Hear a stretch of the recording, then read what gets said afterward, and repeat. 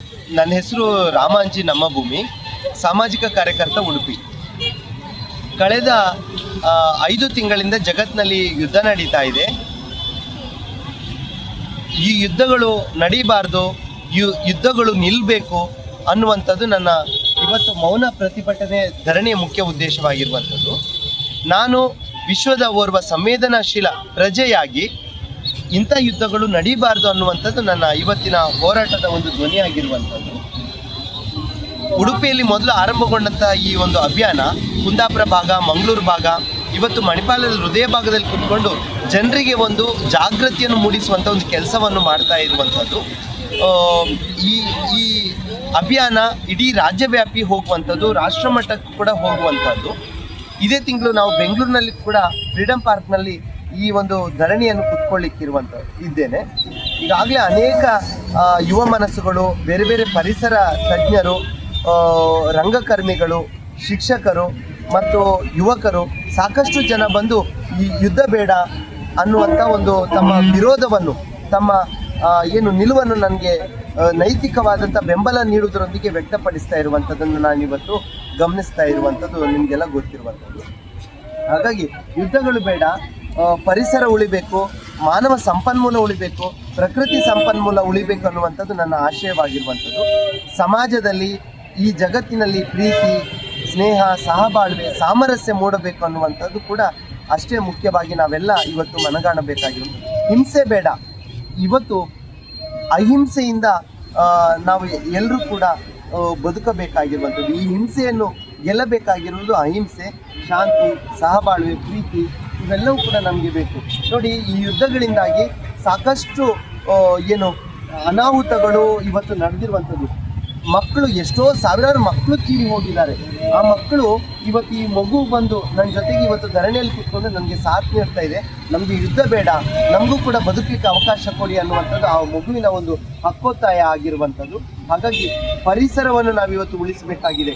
ನೋಡಿ, ಈ ರಕ್ತ ಸಿಂಚನ ನಿಲ್ಲಲ್ಲಿ ಇದು ಕೆಂಪು ಬಟ್ಟೆ, ಇದು ಹಿಂಸೆಯ ಸಂಕೇತವಾಗಿರುವಂಥದ್ದು, ಇದು ಕ್ರೌರ್ಯದ ಸಂಕೇತ. ಈ ರಕ್ತ ಬೇಡ, ನಮಗೆ ಹಸಿರು ಬೇಕು, ಪರಿಸರ ಬೇಕು. ನಾವು ಯಾವಾಗಲೂ ಕೂಡ ಸ್ವಚ್ಛಂದವಾದಂತಹ ಈ ಪರಿಸರದಲ್ಲಿ ಪ್ರೀತಿ, ಸ್ನೇಹ, ಸಾಮರಸ್ಯದಿಂದ ಬೇಕಾಗಿರುವಂಥದ್ದು. ಹೆಚ್ಚೆಚ್ಚು ಹಸಿರನ್ನು ನಾವಿವತ್ತು ಏನು ಮಾಡಬೇಕು, ಬೆಳೆಸಬೇಕಾಗಿರುವಂಥದ್ದು ನನ್ನ ಮುಖ್ಯ ಹೋರಾಟದ ಉದ್ದೇಶವಾಗಿರುವಂಥದ್ದು. ಹಾಗಾಗಿ ಯುದ್ಧಗಳು ತೊಲಗಲಿ, ಶಾಂತಿ ನೆಲೆಸಲಿ ಅನ್ನುವಂಥದ್ದೇ ನನ್ನ ಧ್ವನಿಯಾಗಿದೆ. ಹೀಗಾಗಿ ಈ ಅಭಿಯಾನ ಇವತ್ತು ಮಣಿಪಾಲದ ಹೃದಯ ಭಾಗದಲ್ಲಿ ನಡೀತಾ ಇದೆ. ಅನೇಕರು ಬಂದು ನೋಡ್ತಾ ಇದ್ದಾರೆ. ಇದು ನೀವು ಮಾಡ್ತಿರುವಂಥದ್ದು ಒಳ್ಳೆಯ ಕೆಲಸ, ನಮ್ಮ ಸಹಕಾರ ಇದೆ, ನಮ್ಮ ಬೆಂಬಲ ಇದೆ ಅನ್ನುವಂಥದ್ದು. ನನ್ನ ಒಂದೇ ಕೋರಿಕೆ ಏನಂದರೆ, ಇವತ್ತು ಜಾಗತಿಕ ಮಟ್ಟದಲ್ಲಿ ಯುದ್ಧಗಳು ನಿಲ್ಲಬೇಕು ಅನ್ನುವಂಥದ್ದು ಇಡೀ ವಿಶ್ವದ ನಾಯಕರು ಇವತ್ತು ಏನು ಮಾಡಬೇಕಾಗಿದೆ, ಒಕ್ಕೊರಳಿನಿಂದ ಹೇಳಬೇಕಾಗಿದೆ. ಯುದ್ಧಗಳು ನಿಲ್ಲಿಸಿ ಅನ್ನುವಂಥದ್ದು ಅವರ ಧ್ವನಿಯಾಗಿ ಬರಬೇಕಾಗಿರುವಂಥದ್ದು. ಹಾಗಾಗಿ ಈ ಯುದ್ಧ ಯಾರು ಸಾಮ್ರಾಜ್ಯಶಾಹಿ ವ್ಯವಸ್ಥೆಯನ್ನು ಹಿಡ್ಕೊಂಡು ಆಳ್ತಾ ಇದ್ದಾರೆ, ಅಧಿಕಾರಶಾಹಿ ಸ್ಥಾನದಲ್ಲಿ ಕೂತ್ಕೊಂಡು ಇನ್ನೂ ಅಧಿಕಾರಕ್ಕಾಗಿ ಹಪಹಪಿಸಿ ಇಂಥ ಅಮಾಯಕರನ್ನು ಇವತ್ತು ತಮ್ಮ ಯುದ್ಧ ನೀತಿಗಳಿಂದಾಗಿ ಬಲಿ ತೆಗೆದುಕೊಳ್ಳುತ್ತಿದ್ದಾರೆ. ಅವರಲ್ಲಿ ಒಂದು ಮನಪರಿವರ್ತನೆಯನ್ನು ತರಬೇಕು ಅನ್ನುವಂಥದ್ದು ನನ್ನ ಏಕಾಂಗಿ ಧರಣಿಯ ಮುಖ್ಯ ಉದ್ದೇಶ. ಹಾಗಾಗಿ ನನ್ನ ಧರಣಿಯನ್ನು ರಾಷ್ಟ್ರ ಮಟ್ಟದ ವ್ಯಾಪ್ತಿಗೆ ನಾನು ಮಾಡ್ತಾ ಇದ್ದೇನೆ. ಅನೇಕ ಜನರು ನೈತಿಕವಾಗಿ ನನಗೆ ಬೆಂಬಲವನ್ನು ಕೊಡ್ತಾ ಇದ್ದಾರೆ. ಇದು ಕೇವಲ ನಾನೊಬ್ಬನೇ ಇಲ್ಲಿ ಕೂತ್ಕೊಂಡಿರ್ಬೋದು, ಆದರೆ ಇದು ಒಬ್ಬನ ಧ್ವನಿ ಅಲ್ಲ, ಇದು ಸಾವಿರಾರು ಜನರ ಧ್ವನಿಯಾಗಿ ಇದೊಂದು ಆಂದೋಲನದ ರೀತಿಯಲ್ಲಿ ಇವತ್ತು ಮೂಡಿ ಬರ್ತದೆ ಅನ್ನುವಂಥದ್ದೇ ನನ್ನ ಮುಖ್ಯ ಉದ್ದೇಶವಾಗಿರುವಂಥದ್ದು. ಅದಕ್ಕಾಗಿ ಎಲ್ಲರೂ ಕೂಡ ಸ್ಪಂದಿಸಬೇಕಂತ ನಾನು ನಿಮ್ಮಲ್ಲಿ ಕೇಳಿಕೊಳ್ತಾ ಇದ್ದೇನೆ. ಯುವಕರು ಮತ್ತು ಯಾರೆಲ್ಲ ಈ ನಮ್ಮ ನಾಗರಿಕ ಬಂಧುಗಳಿದ್ದಾರೆ, ಈ ಯುದ್ಧಗಳನ್ನು ನಾವು ವಿರೋಧಿಸೋಣ. ಪ್ರೀತಿ, ಸ್ನೇಹ, ಸಾಮರಸ್ಯವನ್ನು, ಸಹಬಾಳ್ವೆ ಜೀವನವನ್ನು ನಾವಿವತ್ತು ಕಾಣಬೇಕಾಗಿರುವುದು.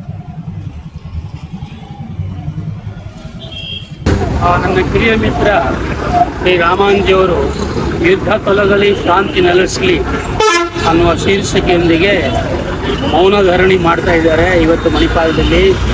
ಇದು ಈಗಾಗಲೇ 3 ಈ ಥರದ ಮೌನ ಧರಣಿಗಳನ್ನು ಉಡುಪಿಯಲ್ಲಿ, ಕುಂದಾಪುರದಲ್ಲಿ, ಮಂಗಳೂರಿನಲ್ಲಿ ಮುಗಿಸಿ ಈಗ 4 ಮಣಿಪಾಲದಲ್ಲಿ ನಡೀತಾ ಇದೆ. ಮುಂದಿನ ವಾರ ಬೆಂಗಳೂರಿನ ಫ್ರೀಡಮ್ ಪಾರ್ಕ್ನಲ್ಲಿ ಅವರನ್ನು ಮಾಡ್ತಿದ್ದಾರೆ. ಯಾರಿಗಾರು ಅನಿಸ್ಬೋದು ಏನಾದ್ರು ಪ್ರಚಾರದ ಒಂದು ಗಿಮಿಕ್ ಇರಬಹುದೇ ಅಂತ, ಖಂಡಿತಕ್ಕೂ ಅಲ್ಲ. ಯಾಕಂದರೆ ಅವರು ದುಡಿಯೋ ವರ್ಗದ ಮಕ್ಕಳ ಹಿನ್ನೆಲೆಯಿಂದ ಬಂದವರು, ಆ ಮಕ್ಕಳ ಹಕ್ಕುಗಳಿಗೋಸ್ಕರವಾಗಿ ಹೋರಾಟ ಮಾಡ್ತಾ ಬಂದವರು, ಪ್ರಜ್ಞಾವಂತರಾದಂಥ ಯುವಕರು, ಸೂಕ್ಷ್ಮವಾದ ಸಂವೇದನಾಶೀಲತೆ ಉಳ್ಳವರು, ರಂಗಭೂಮಿ ಮತ್ತು ಇನ್ನಿತರ ಲಲಿತ ಕಲೆಗಳ ರಂಗದಲ್ಲಿ ತಮ್ಮನ್ನು ತಾವು ತೊಡಗಿಸಿಕೊಂಡಿರುವಂಥ ಒಬ್ಬ ಕನ್ನಡ ಉಪನ್ಯಾಸಕರು. ಹಾಗಾಗಿ ಅವರ ಆಶಯಗಳನ್ನು ನಾವು ಯಾರು ಗುಮಾನಿಯಿಂದ ನೋಡಬೇಕಾಗಿಲ್ಲ. ಇವತ್ತು ಜಗತ್ತು ಯುದ್ಧದ ಬೇಗೆಯಲ್ಲಿ ನೊಂದು ನಲುಗ್ತಿದೆ. ಬಹಳಷ್ಟು ಜನ ಯೋಚನೆ ಮಾಡ್ತಾರೆ, ಅಲ್ಲೆಲ್ಲೋ ಯುದ್ಧ ಆದರೆ ನಮಗೇನಾಗಬೇಕು, ನಮಗೇನು ತೊಂದರೆ, ಅಲ್ಲಿನ ಜನ ಸತ್ತರೆ ಸಾಯಲಿ, ನಾವು ನೆಮ್ಮದಿಯಿಂದ ಇದೀವಲ್ಲ ಅಂತ. ಆದರೆ ರಷ್ಯಾ ಮತ್ತು ಉಕ್ರೇನ್ ಯುದ್ಧ ನಡೆದಾಗ ಇಲ್ಲಿನ ನಮ್ಮ ಅನೇಕ ಯುವಕರು ಯಾವ ಥರದಲ್ಲಿ ತೊಂದರೆಗೊಳಗಾದ್ರು ಅಂತ ನಾವು ನೋಡಿದ್ದೀವಿ. ಈಗ ಮಧ್ಯಪ್ರಾಚ್ಯ ಮತ್ತು ಅಮೇರಿಕದ ನಡುವೆ ಏನು ಯುದ್ಧ ನಡೀತಾ ಇದೆ, ಅದರಿಂದ ಇಡೀ ಜಗತ್ತು ತಲ್ಲಣಗೊಂಡಿದೆ. ಯಾವುದೋ ಒಂದು ಮೂಲೆಯಲ್ಲಿ ನಡೆಯುವಂಥ ಯುದ್ಧ ನಮ್ಮ ದೈನಂದಿನ ಬದುಕಿನ ಮೇಲೆ ತೀವ್ರವಾದ ಪರಿಣಾಮವನ್ನು ಉಂಟು ಮಾಡ್ಬೋದು. ಇದನ್ನು ಮನಗಂಡು ರಾಮಾಂಜಿಯವರು ಶಾಂತಿ ನೆಲೆಸಲಿ, ಯುದ್ಧ ತೆಲಗಲಿ, ವಿಶ್ವದ ನಾಯಕರು ಯಾರಿದ್ದಾರೆ, ವಿಶ್ವದ ಪ್ರಧಾನ ಶಕ್ತಿಗಳು ಯಾರಿದ್ದಾರೆ ಅವರ ಕಣ್ಣು ತೆರೆಯಲಿ ಅನ್ನುವಂಥ ಒಂದು ಆಶಯದೊಂದಿಗೆ ಈ ಥರದ ಧರಣಿಯನ್ನು ಮಾಡ್ತಿದ್ದಾರೆ. ಅವರು ಮಾಡ್ತಾ ಇರುವಂಥ ಧರಣಿ ವಿಶ್ವದ ನಾಯಕರನ್ನು ಮುಟ್ಟಿತ್ತು ಇಲ್ವೋ ಅದು ನಾವು ಹೇಳಲಾರೆ.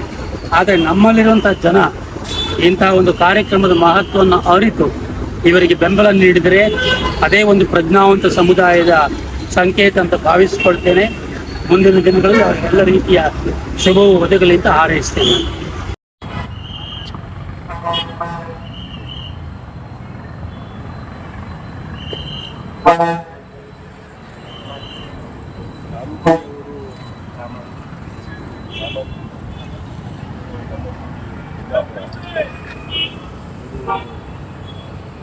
ವಿಶ್ವದಲ್ಲಿ ಅದರಲ್ಲಿ ಅಶಾಂತಿ ಯುದ್ಧಗಳು ನಡೆಯುವಂಥ ಸಮಯದಲ್ಲಿ ಅದರ ವಿರುದ್ಧ ಪ್ರಜಾಪ್ರಭುತ್ವ ವ್ಯವಸ್ಥೆ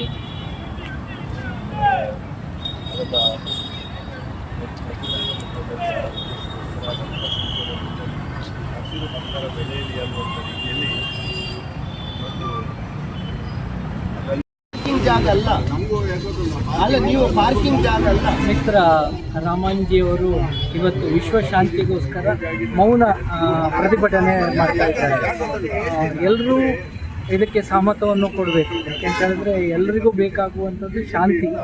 ಈ ನೆಲೆಯಲ್ಲಿ ಒಬ್ಬ ಕಲಾವಿದ ಈ ರೀತಿಯ ಒಂದು ಮೌನ ಪ್ರತಿಭಟನೆ ಮಾಡ್ತಾ ಇರುವಂಥದ್ದು ಬಹಳ ಒಳ್ಳೆಯದು. ಯಾಕೆಂತೇಳಿದ್ರೆ ಎಲ್ಲರೂ ಇನ್ನು ಮುಂದೆ ತಿಳಿದುಕೊಂಡು ನಮಗೆ ಯುದ್ಧ ಬೇಡ, ಶಾಂತಿ ನೆಲೆಸಬೇಕು, ಜಗತ್ತು ಶಾಂತವಾಗಿರಬೇಕು, ನಾವೆಲ್ಲರೂ ಒಗ್ಗಟ್ಟಿನಿಂದ ಬದುಕಬೇಕು ಅನ್ನುವಂಥದ್ದೇ ಇವರ ಆಶಯ. ಈ ನಿಟ್ಟಿನಲ್ಲಿ ಅವನ ಪ್ರತಿಭಟನೆ ವಿಶ್ವ ಮಟ್ಟಕ್ಕೆ ವ್ಯಾಪಿಸಲಿ.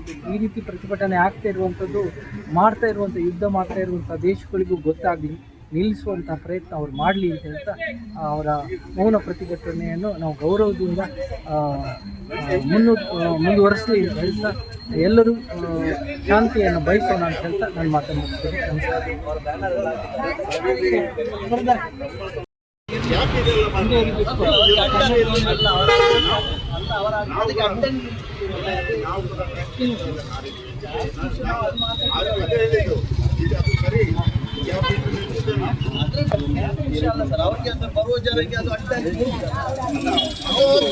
ಈ ಯುದ್ಧ ಎನ್ನುವಂಥದ್ದು ಯಾವುದು ಪ್ರಾರಂಭ ಆಗಿದೆ?